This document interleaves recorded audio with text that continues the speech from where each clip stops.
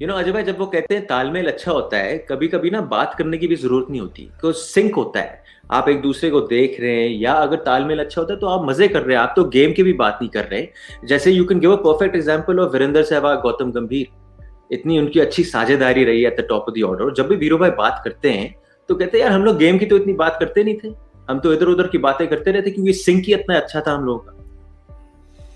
I think उन दोनों का पर्सनल तो मुझे पता नहीं क्या है, लेकिन हाँ, ये आपने बात सही कही है कि आप जब साथ खेल रहे होते ना तो इशारों में ही समझ जाते।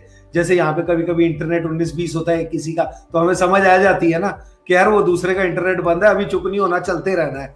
तो उस तरह से आप साथ में रहेंगे तो पता चलेगा ना। अगर एक ही दिन किसी को टीम में डालेंगे ना तो उसे ये नहीं अंदाजा होगा कि बाकी दिन क्या होता है। तो ये जो तालमेल चल रही है शिखर धवन और पृथ्वी शॉ के बीच में ना, आइडियली सिचुएशन देखिए ना कैसे सेट हुई है। सीजन जब शुरू हुआ है, पृथ्वी शॉ वहां फॉर्म लेके आ रहे हैं, डोमेस्टिक में बाहर थे।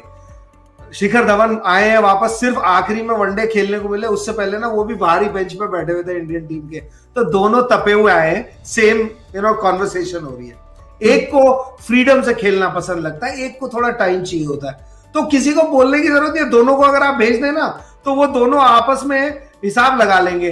फिर अब जब सक्सेस होने लगती है तो फिर क्या होता है, फिर अब आज देखा जैसे ही वो लेफ्ट आर्म पृथ्वी शॉ खेल रहे थे बिश्नोई को, पहली बॉल उन्होंने छक्का मारा, दूसरी ना कट मार के मारने गए, अंदर लगी, सिंगल हो सकता था, लेकिन वो भागे ही नहीं। वो कहते रुक जाना, मैं संभालूंगा।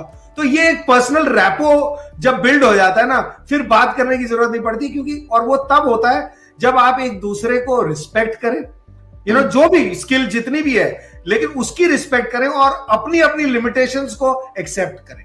एक सिर्फ रिस्पेक्ट से काम नहीं चलता। आई थिंक सबसे इंपॉर्टेंट बात वो होती है कि अपनी अपनी लिमिटेशन को जब आप एक्सेप्ट कर लेते हैं ना, तो फिर आपका पार्टनर एक कदम आगे आता है आपको बचाने के लिए।